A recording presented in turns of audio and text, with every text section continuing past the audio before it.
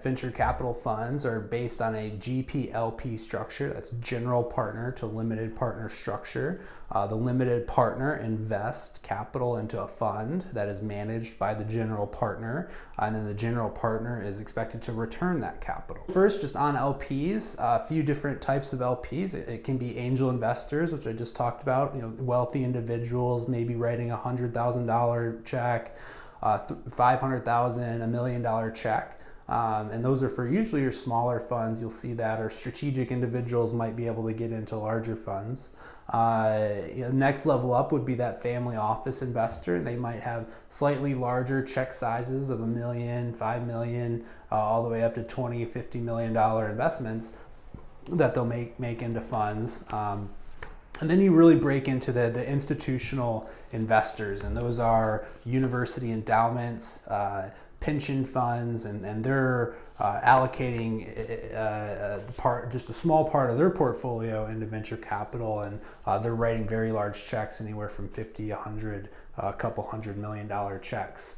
So venture capital is considered the riskiest asset class that most of these LP types will be investing in, and so a just generic example LP portfolio allocation would put stocks and bonds at maybe 20%, real estate at 30%, private equity at 25%, and then maybe you get a 10-15% cash position with a 1 to 5% position in venture capital, and so it's usually in that 1 to 5% of the whole net worth of the portfolio that's dedicated to venture capital. One, because it's the riskiest and you don't want to be overexposed.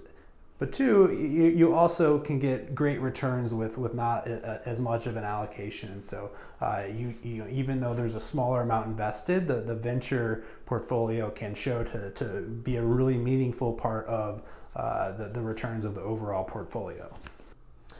Let's take a look at a traditional venture capital business model.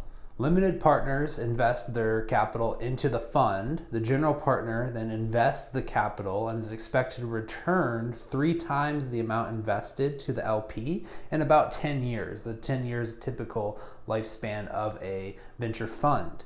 And then essentially, so you look at a $1 billion fund as needing to return $3 billion, right? Throughout all of the investments they make, they need returns of $3 billion.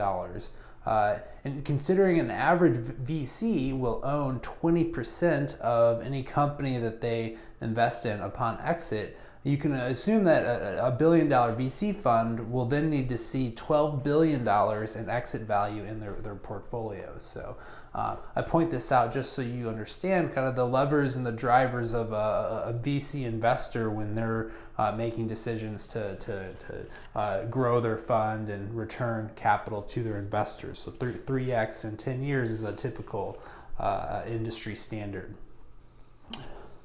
And then if you look into a VC portfolio, generally about half of the companies don't return any capital at all. So about half of them go to zero entirely.